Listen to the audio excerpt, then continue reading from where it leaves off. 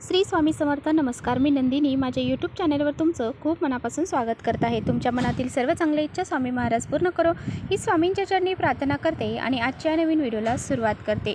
तर पहा, उद्या वार आहे मंगळवार आणि या दिवशी आलेली आहे धनत्रयोदशी. तर पहा, उद्या आहे मंगळवार आणि मंगळवार हा माता लक्ष्मीला, अन्नपूर्णा मातेला आणि आपल्या कुलदेवीला समर्पित असा दिवस मानला जातो. याच दिवशी आलेली आहे धनत्रयोदशी. तर हा दिवस अतिशय महत्त्वाचा आणि पवित्र दिवस मानला जातो. तर अश्विन महिन्यातील 13व्या दिवशी धनतेरस हा दिवस साजरा केला जातो. या धनत्रयोदशीला माता लक्ष्मी आणि कुबेरदेव त्याचबरोबर आयुर्वेदाचे धन्वंतरी या देवांचा समुद्रमंथनातून जन्म झाला आणि म्हणूनच ही धनत्रयोदशी साजरी केली जाते. ही धनत्रयोदशी योगायोगाने मंगळवारच्या दिवशी आलेली आहे, त्यामुळे या दिवसाला अनन्यसाधारण महत्त्व हे प्राप्त झालेलं आहे. अशा ह्या पवित्र दिवशी आपल्याला अन्नपूर्णा मातेला अशी ही एक वस्तू अर्पण करायची आहे. ही एक वस्तू जर अन्नपूर्णा मातेला आपण ह्या पवित्र दिवशी अर्पण केली तर आपल्या नशिबाचा भाग्योदय होईल. पुढील 7 पिढ्या काहीच कमी पडणार नाही आणि आपल्या घरामध्ये सुख, शांती, समृद्धी, धन, धान्य, समृद्धी, पैसा हा कायमस्वरूपी टिकून राहील. असा हा अत्यंत प्रभावशाली उपाय कसा करायचा आहे याबद्दलची संपूर्ण माहिती आजच्या व्हिडिओमध्ये आपण जाणून घेणार आहोत. त्यामुळे तुम्ही पुढे व्हिडिओ स्किप न करता शेवटपर्यंत नक्की बघा, जेणेकरून तुमच्यापर्यंत योग्य ती माहिती पोहोचेल. आपल्या चॅनलवर जर नवीन असाल तर चॅनलला सबस्क्राईब करा आणि असेच नवनवीन माहितीपूर्ण व्हिडिओ पाहण्यासाठी बेल आयकॉनलाही प्रेस करा, जेणेकरून मी जेव्हा कधी नवीन व्हिडिओ अपलोड करेन त्याचं नोटिफिकेशन सर्वात अगोदर तुम्हाला भेटेल आणि तुम्ही एकही व्हिडिओ मिस करणार नाही. त्याचबरोबर कमेंट्समध्ये ओम अन्नपूर्णाय नमो नमः हे लिहायला देखील विसरू नका. व्हिडिओ आवडला तर आपल्या मित्रपरिवारांसोबत शेअर देखील करा. पहा, आपण वारानुसार प्रत्येक देवी देवतांची पूजा अर्चा करत असतो आणि त्यांना आवडणाऱ्या वस्तू त्या दिवशी त्यांना आपण अर्पण करत असतो. तर आपल्या प्रत्येकाच्या घरामध्ये अन्नपूर्णा माता ही असतेच. ज्या घरामध्ये अन्नपूर्णा माता वास करते त्या घरामध्ये कधीही धनधान्य, समृद्धी, पैसा हा कमी पडत नाही. प्रत्येकाच्या घरामध्ये अन्नपूर्णा माता असते, परंतु तिची रोज सेवा ही होत नाही. उद्या आहे धनत्रयोदशी आणि काही विशिष्ट तिथी ज्या असतात तर ह्या विशिष्ट तिथींना विशिष्ट उपाय सेवा जर आपण केले तर त्याचे आपल्याला फळ देखील प्राप्त होत असते.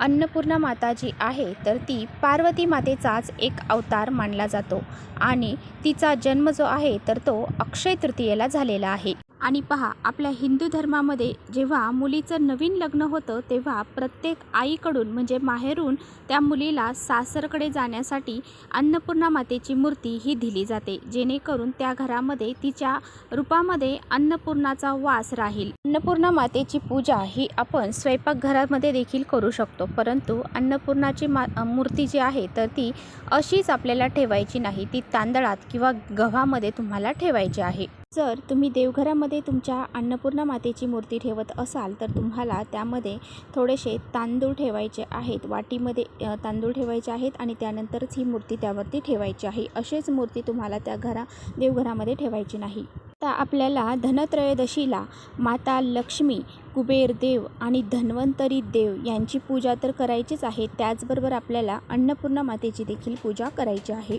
आता हा उपाय करण्यासाठी तुम्हाला एक तांब्याचं ताट घ्यायचं आहे. आता तांब्याचं ताट नसेल तर दुसरं कोणतं असेल ते घेतलं तरी चालेल. त्यानंतर त्या ताटामध्ये तुम्हाला हळदी कुंकू त्या ताटामध्ये ठेवायचं आहे. त्या हळदी कुंकावरती तुम्हाला अन्नपूर्णा मातेची मूर्ती ठेवायची आहे आणि त्यानंतर तुम्हाला एक तांब्याचा कलश बनवून घ्यायचा आहे आणि त्या कलशामध्ये चिमूटभर तुम्हाला फुलांच्या पाकळ्या टाकायच्या आहेत आणि कुंकू देखील टाकायचं आहे. यानंतर या पाण्याने तुम्हाला अन्नपूर्णा मातेवरती अभिषेक करायचा आहे. यातलं 11 पळे किंवा 5 पळे पाणी तुम्हाला अन्नपूर्णा मातेवरती टाकायचे आहेत. अशा पद्धतीने अभिषेक करून घ्यायचा आहे. त्यानंतर परत एकदा स्वच्छ पाण्याने अभिषेक करायचा आहे. त्यानंतर मूर्ती स्वच्छ करायची आहे आणि अभिषेक केलेलं जे पाणी आहे तर ते आपल्याला इतर कोणत्याही झाडांना घालून द्यायचं आहे. त्यानंतर मूर्ती स्वच्छ करून घ्यायची आहे आणि त्यानंतर तुम्हाला एक ताट घ्यायचं आहे. त्या ताटामध्ये तुम्हाला थोडेसे हळद आणि कुंकवाच्या सहाय्याने स्वास्तिक काढायचं आहे आणि त्या स्वास्तिकवरती तुम्हाला ही अन्नपूर्णा मातेची मूर्ती ठेवायची आहे. अन्नपूर्णा मातेची मूर्ती ठेवण्या अगोदर त्या स्वास्तिकवरती थोड्याशा अक्षता आपल्याला टाकायच्या आहे आणि नंतर अन्नपूर्णा मातेची मूर्ती त्यावरती ठेवायची आहे. आता आपल्याला एका वाटीमध्ये थोडेसे तांदूळ घ्यायचे आहेत आणि ते तांदूळ तुम्हाला अंगठा आणि अंगठ्याच्या शेजारचं जे बोट आहे ते आणि करंगळीच्या शेजारचं जे बोट आहे तर या 3 बोटांनी तुम्हाला या अन्नपूर्णा मातेवरती हे जे तांदूळ आहेत तर ते तुम्हाला अर्पण करायचे आहेत। पहा, अंगठ्याच्या शेजारचं बोट आणि करंगळीच्या शेजारचं बोट या 3 बोटांनी तांदूळ अर्पण करायचे आहेत।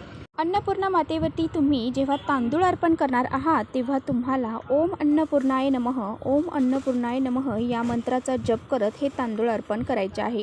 आता तुम्हाला जर या 3 बोटांनी तांदूळ अर्पण करणं शक्य झालं नाही तर तुम्ही एक मूठभर घ्यायचं आहे आणि मुठीने जरी तुम्ही तांदूळ अर्पण केले तरीसुद्धा चालतील। आता हे तांदूळ आपल्याला किती अर्पण करायचे आहेत? अन्नपूर्णा मातेच्या खांद्यापर्यंत लागतील इतके तांदूळ आपल्याला अर्पण करायचे आहेत। यानंतर आपल्याला या अन्नपूर्णा मातेला हळद कुंकू लावून घ्यायचं आहे। तिच्या पुढे 1 रुपयाचं नाणं किंवा 5 रुपयाचं नाणं असेल ते ठेवायचं आहे। त्यावरती सुद्धा आपल्याला हळद कुंकू, अक्षदा, फुलं वाहून घ्यायचे आहेत। आता ही अन्नपूर्णा मातेला अर्पण केलेल्या तांदळाची प्लेट जी आहे तर ती तुम्हाला दिवसभर रात्रभर तिथेच देवघरासमोर ठेवायची आहे। तर पहा, ह्या सेवेला तुम्ही सुरुवात करण्या अगोदर तुमच्या देवघरातील दिवा तुम्हाला अगोदर प्रज्वलित करून घ्यायचा आहे, धूपदीप लावून घ्यायचा आहे आणि त्यानंतरच ही सेवा करायला तुम्हाला बसायचं आहे। बसताना आसन टाकून बसायचं आहे। कोणताही उपाय करताना आसन टाकून जर आपण बसलं तर त्या उपायाचा फायदा हा आपल्याला भेटत असतो, नाही तर तो फायदा जमिनीला समर्पित होतो। यानंतर तुम्हाला दुसऱ्या दिवशी काय करायचं आहे? दुसऱ्या दिवशी तुम्हाला देवघरातील देवांची पूजा करून घ्यायची आहे। त्यानंतर अन्नपूर्णा मातेला आपल्याला एका वाटीमध्ये जे काही आपण तांदूळ अर्पण केले होते त्यातलेच थोडेसे तांदूळ एका वाटीमध्ये घ्यायचे आहे। त्यामध्ये अन्नपूर्णा मातेला तुम्हाला स्थापन करायचं आहे आणि आपल्या देवघरामध्ये ठेवून द्यायचं आहे। उरलेले जे तांदूळ आहेत तर ते तुमच्या साठवणीच्या तांदळामध्ये तुम्हाला ठेवायचे आहेत आणि जे काही 1 रुपयाचं किंवा 5 रुपयाचं नाणं तुम्ही देवीपाशी ठेवलेलं होतं तर ते सुद्धा तुम्हाला त्या तांदळाच्या डब्यामध्येच टाकायचं आहे। आणि थोडेसे तांदूळ हे आपल्याला पक्ष्यांना खाऊ घालायचे आहे। तर असा हा अत्यंत प्रभावशाली उपाय उद्या तुम्हाला धनत्रयोदशीला करायचा आहे। हा उपाय तुम्हाला उद्या संध्याकाळी करायचा आहे, जेव्हा तुम्ही धनत्रयोदशीची पूजा करणार आहात किंवा मग दिवसभरामध्ये जेव्हा तुम्हाला वेळ भेटेल तेव्हा तुम्ही हा उपाय करू शकता। तर अशा पद्धतीने जर आपण असा हा उपाय जर उद्याच्या दिवशी केला तर आपल्या घरामध्ये 7 पिढ्या कधीच धनधान्य, संपत्ती, पैसा हा कमी पडणार नाही।